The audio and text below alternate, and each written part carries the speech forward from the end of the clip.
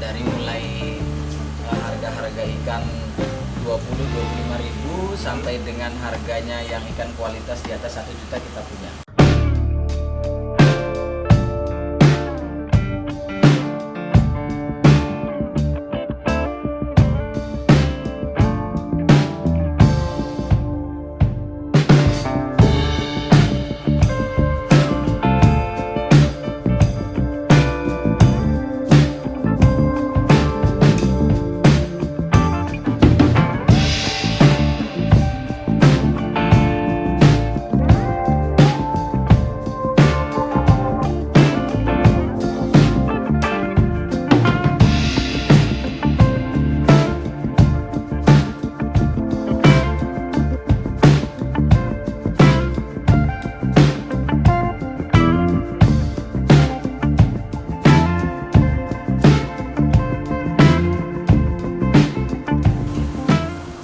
Halo, hai, assalamualaikum warahmatullahi wabarakatuh. Selamat hari gini, welcome back again on Hobesitas, Hobi dan Komunitas. Barengan sama saya, Tommy Prasojo alias Compras ya. Dan lagi-lagi saya ada di Cirebon, ini di kota Cirebon. Tepatnya jalan apa ini? Jalan Petratean. Petratean ya.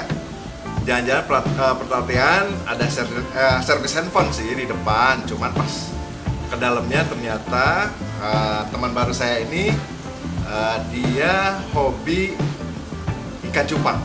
Nah, cupang sebenarnya ada 3 ya, 3 makna. Cupang yang itu ikan cupang sama cupang gig. Kalau cupangnya ini ikan cupang yang lagi happening di masa pandemi, ya kan? Nah, betul kan? Lagi happening kan masa pandemi ya. Oke. Barengan sama saya ada Mas Safrul. Mas Safrul. Halo. Apa kabar Mas? Baik, alhamdulillah. Yang penting sehat dulu sekarang sih ya. Iya dong. Oke. Nah, di belakang kita dan di sekeliling kita ini ada ikan cupang. Nah, Mas hobi ikan cupang ya? Iya, betul tadi. Kalau hobi berarti tahu dong cupang ini habitatnya itu berasal dari mana sebenarnya? Sebenarnya habitat ikan air tawar ya, tapi ada beberapa tempat. Di antaranya ada juga yang disebut cupang liar atau wild betta, cupang sawah. Ya. Mungkin kalau yang orang-orang sekarang banyak tahu atau banyak nikmati, apalagi di masa pandemi begini, happeningnya ikan cupang itu sudah tidak lagi melulu sebagai fighting fish kalau orang luar bahasa kerennya bilangnya gitu. Ya, ikan aduan. Ikan aduan. Ya. Nah, cuma seiring berjalannya waktu ternyata melalui hasil percobaan menghasilkan banyak sekali jenis-jenis ikan cupang baru dari perkawinan silang. Oh, iya, perkawinan silang ya. Betul, ditambah lagi di masa pandemi seperti ini banyak orang menjalankan kegiatan hobi karena banyak WFH. Akhirnya kegiatan hobi itu lebih tersalurkan.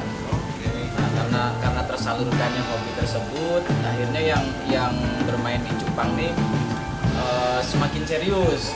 Karena bisa dibilang hobi cupang ini nggak terlalu mahal kalau kita mau menjalani gitu. Tapi bisa juga jadi sebuah hobi yang mewah dan mahal pada saat kita berhasil menciptakan sesuatu dari sana. Gitu. Menciptakan sesuatunya, contohnya gimana? Contohnya misalnya saat ini kan banyak ikan cupang tuh yang dulunya tuh hanya warnanya solid. itu aja. Iya, warnanya itu aja, hanya warna solid. Lalu melalui perkawinan silang menghasilkan jenis warna baru. Biasanya itu lebih digandrungi dan pada saat pertama kali itu muncul dia harganya melejit. Kalau warna itu perkawinan itu ada patternnya nggak sih? Misalkan dari warna merah dengan warna putih keluarnya apa gitu? Tidak selalu. Nggak selalu? Tidak selalu. Jadi benar-benar experience. Kita benar-benar harus mencoba karena warna merah yang sekarang ada belum tentu dia dulu nenek moyangnya merah. Jadi kita nggak tahu dia berasal dari lain apa. Pada saat kita menemukan ikan yang disilangkan misalkan merah dan hitam lalu jadi warna orange yang bagus, lalu jika ingin dikuatkan biasanya orange itu akan dikawinkan kembali dengan yang sejenis dengan induknya. Jadi warnanya yang sekarang yang ada di sini bisa jadi warna-warna baru ya, karena hasil perkawinan silang itu ya. Betul, sebagian ada warna baru, sebagian juga ada jenis-jenis yang umum karena saya lebih hobi ke ini ya, apa namanya? Lebih hobi ke ikan warna. Ikan Jadi warna. nggak terlalu mengikuti tren, tapi saya lebih banyak ke hobi ke ikan-ikan warna.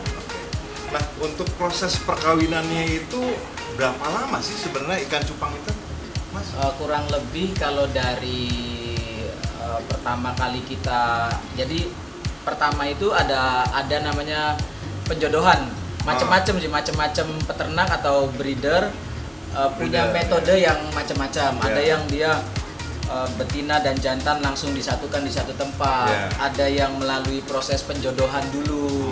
Nah, biasanya dari mulai bersatunya jantan dan betina sampai dengan dia bertelur itu sekitar 1 sampai 2 hari. 1 sampai 2 hari ya. Lalu dari proses bertelur sampai menetas itu 1 sampai 4 hari tergantung dari biasanya pakan juga pengaruh. Pada saat si betina ini dipakani protein yang bagus, Oke.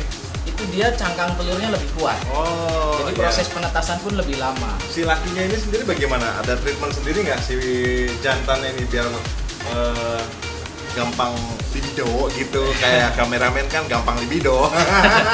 Biasanya kalau treatment itu yang dilakukan hanya treatment biasa, maksudnya seperti perawatan ikan-ikan lainnya, tapi treatment khususnya itu biasanya dia diberi makan lebih ekstra bila ingin dikawinkan. Oh, oke. Karena kalau saya sendiri mengawinkan itu pada saat proses perkawinan sampai dengan anak ikan ini berumur 4 hari, atau kita biasa menyebutnya burayak, sampai dengan burayak itu berumur 4 hari, saya tidak memberi makan sama sekali. Oh. Jadi sebelum proses perkawinan itu saya beri makan ekstra agar jantan dan betina ini kuat puasa. Oh, buat puasa. Jadi bukan kita aja kalau misalkan mau diambil darah puasa dulu. Kalau ini sih ya mau dikawinin Puasa dulu. Puasa dulu. Tapi sebenarnya kasih makan terus puasa dia ya Iya. pas proses ini apa namanya perkawinannya ya. Perkawinannya. Nah, itu kita bisa tahu si jantan dan betina ini gimana? Biasanya kalau pada umumnya jantan tuh punya fisik seperti anal, dorsal, ekor tuh biasanya lebih indah daripada betina. Oh. Lalu dari bentuk tubuh betina itu cenderung lebih bulat di depan. Bulat di depan. Iya, Oh, iya. biasanya kan dia Bulat di depan, ya. karena ada kantung telur ya, ada Oke. kantung telur. Lalu ada ciri lain yaitu bila ikan betina sudah besar, umur di atas 2 bulan itu sudah mulai kelihatan dia ada bintik putih di bawah sini, di bawah dahinya itu, Oh, karena iya. itu bintik telurnya. Oh, bintik telurnya. Jadi kalau manusia yang menor tuh perempuan, kalau ini yang menor mah laki-laki ya? Yang menor laki-laki. Wow. Yang Kalau menor manusia malah jantan. bintik telurnya ngumpet. Bintik telurnya ngumpet, jadi umpetin.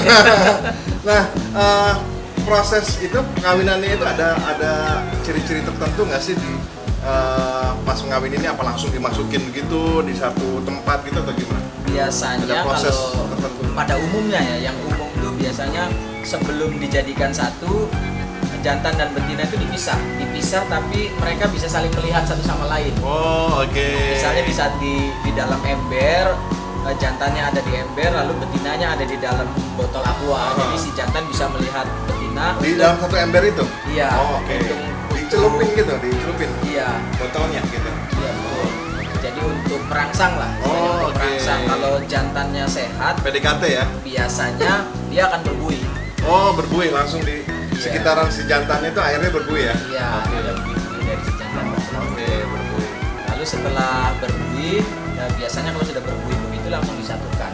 Kode tuh buihnya itu kode. Langsung Kode cemplungin. keras. Iya. Langsung mereka ada prosesi nikah. Ada proses, Oh, ada oke. proses. Perlu WO nggak? Asik nggak? Wedding organizer. Bukan ya? Oke. Nah, setelah bertelur itu tadi ya prosesnya ada kurang lebih 1 sampai 2 hari itu ya. Sampai 2 hari. Oke, baik itu baru setelah Setelah proses penyatuan, biasanya dia bertelur 1-2 hari. Kebiasaan tuh betina itu langsung diangkat setelah terlihat telur, pada saat proses kawin betina itu mengeluarkan telur. Nah telur itu akan dipunguti sama jantan. Oh, diambilin Untuk ditaruh di bui. Taruh di Maksudnya bui. disangkutin di bui gitu, taruhin satu-satu di atas. Nah biasanya kita patokan melihat sudah bertelur atau tidak tuh di situ. Di Dari buinya buinya? sudah ada titik-titik putih telur atau Oh, belum. oke, dari buinya itu ada titik-titik telurnya ya. Kalau sudah ada titik telur, betinanya diangkat. Karena kebanyakan sih, nggak selalu, tapi kebanyakan betina itu cenderung suka memakan kembali telurnya. Jadi makanya betinanya diangkat, jantan dibiarkan dengan tujuan merawat anak ikan itu atau merawat burayak itu sampai dengan anak ikan bisa berenang sempurna. Galak juga ya betinanya ya. Nah, dari proses itu untuk menjadi dari anak-anaknya itu untuk jadi seperti ini umur berapa ini kurang lebih ini? Kurang lebih untuk prosesnya biasanya untuk kita biasa menyebut kalau peternak tuh masa panen ya. Karena masa panen tuh biasanya umur ikan 3-4 bulan tuh panennya lebih bagus. Karena pada saat usia 3-4 bulan tuh ikan-ikan tersebut sudah mengeluarkan warna-warnanya. Oh, 3-4 bulan ya? Ya, 3-4 bulan sudah mengeluarkan warna hampir sempurna. Malah kadang ada beberapa yang sudah sempurna mengeluarkan warna sehingga bisa dijual lebih bagus harganya. Oh gitu, iya. Oh iya, tadi itu saya ngelihat ini obla gengs. Jangan dikira makanan ya. Ini tuh apa nih sebenarnya? Ini daun ketapang. Daun ketapang. Iya. Bisa jadi hitam gini, apakah ini ketapang negro atau apa nih? Ketapangnya dari Nigeria. Jadi ini ketapang yang memang melalui proses fermentasi khusus. Oh, oke. Ini jadi ada proses ya. Ini kegunaannya untuk apa sih sebenarnya? Daun ketapang sendiri sebenarnya dia punya fungsi untuk pH stabilizer kali. Jadi dia menyetabilkan pH air agar ikan cupang tuh berada di air yang nyaman menurut dia gitu. Makanya warnanya nggak jernih ya, warnanya agak kuning. Betul, Coklat agak begini ya. kuning, ada yang agak pekat mungkin karena beda-beda pada saat kita memasukkan daun ketapang ke dalamnya. Ya. Hasilnya jadi beda-beda, tapi tujuannya itu untuk menstabilkan pH air, lalu untuk menghindari jamur pada ikan. Oh gitu, Ya. jamuran juga ya.